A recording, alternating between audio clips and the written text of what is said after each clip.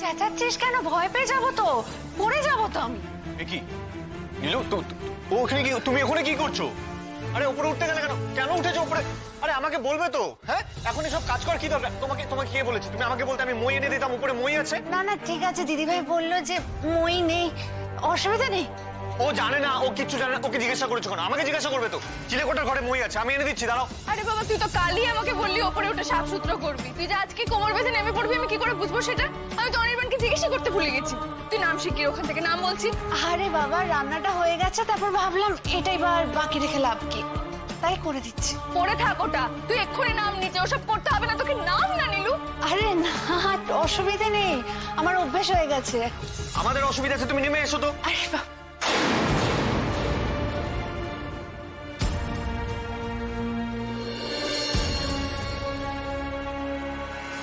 হে ঠাকুর, তোমার উপর ভরসা করে আবার রিস্ক নিচ্ছি আমি। এর আগে রিস্ক নিয়ে বহুবার ফেসেছি, এবার তুমি সঙ্গে থেকো। সার্থক ডাক্তার কি তোর মুড ঠিক রাখতে ব্যর্থ হয়ে যাচ্ছে? মানে আমার মুডের সাথে সার্থকের কি সম্পর্ক? বাবা, আবার সার্থক? মাগো নীলু, ওদের রিলেশনশিপ স্ট্যাটাসটা না ওই সম্বোধন শুনেই তুই বুঝতে পারবি, বুঝলি তো? কখনো সার্থক, কখনো সার্থক স্যার, কখনো আবার শুধু স্যার, এখন আবার সার্থকে চলে এসেছে। তার মানে এখন মান অভিমানের স্টেজ চলছে বলতে চাইছিস? এখন রেগে মেগে ম্যাডাম নাম ধরেই ডাকছে, মানে সার্থক স্যার আর নেই। এই কারণেই না আমার ভালো লাগে না। একা দিদিভাইকে দিয়ে হচ্ছিল না, ভাই তুইও এখন দিদিভাইয়ের তালে তাল মেলাচ্ছিস। শোন, এই হাজবেন্ড ওয়াইফ খেলা ছাড়াও না আমার জীবনে অনেক কিছু আছে। প্লিজ তোরা দুজনেই না এই সিঙ্গেল ট্র্যাক মাইন্ড থেকে বেরো। কি হয়েছে শুনি শুনি?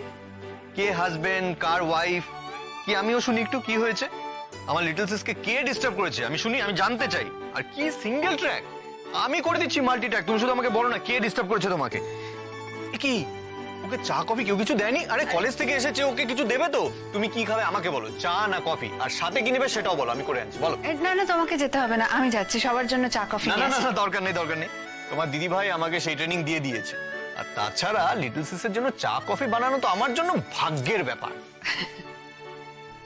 ঠাকুর, আমাদের সকলের মধ্যে সম্পর্কটা যেন এমনই থাকে, এমনি হাসি খুশির, আনন্দের।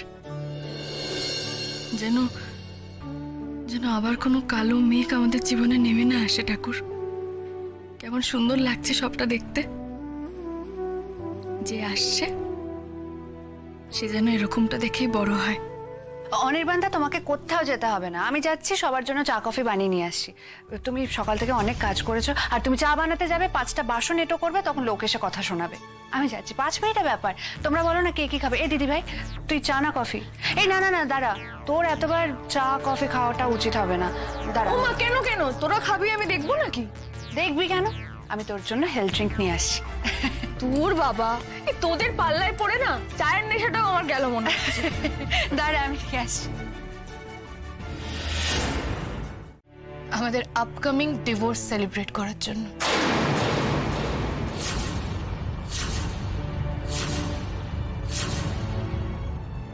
মানে? সে কি, আমার কথার মানে বুঝতে পারলে না? দেখো, আমাদের বিয়েটা আনন্দের নাই বা হতে পারে, কিন্তু ডিভোর্সটা তো আনন্দেরই। তুমি মুক্তি পাচ্ছ, আমি একজনের জীবনে বোঝা হওয়া থেকে রেহাই পাচ্ছি। এরকম একটা ঘটনা তো সেলিব্রেটই করা উচিত, তাই না? তাই পরশু সন্ধ্যেবেলা আমি পার্টিটা থ্রো করছি, তুমিও এসো প্লিজ। তুমি তোমার বন্ধুদের সঙ্গে পার্টি করবে, আনন্দ করবে, আর সেখানে আমি কি করব?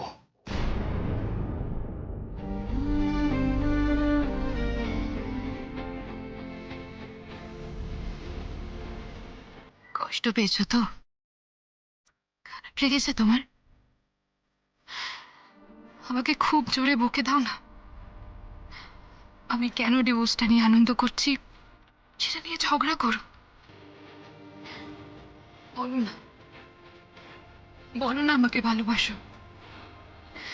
বলো এই ডিভোর্সটা হতে পারে না। প্লিজ সার্থক, প্লিজ।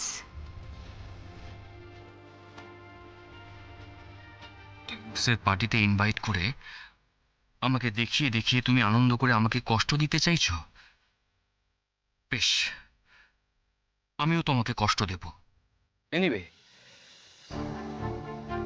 তোমারটা তো শোনা হলো, এবার আমিও একটা সুখবর দিই। হ্যাঁ, বলো বলো, তোমারটা শুনবো বলেই তো অপেক্ষা করছি। কি এটা?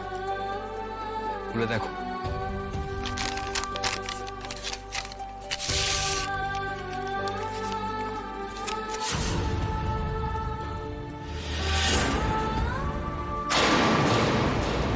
কি হলো স্রোত, তাকিয়ে আছো কেন?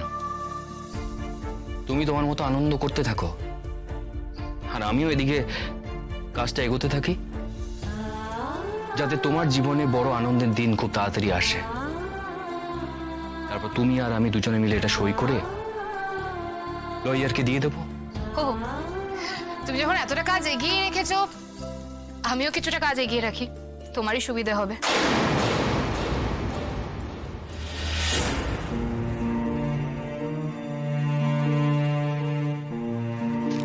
ব্যাস, আমার কাজ শেষ। এবার আমি পার্টিটা নিয়ে ভাবতে পারি তো? স্রোত, এত সহজে তুমি পেরে গেলে সইটা করে দিতে? একটুও কাঁপলো না হাত? তার মানে কি আমি পুরোটাই ভুল?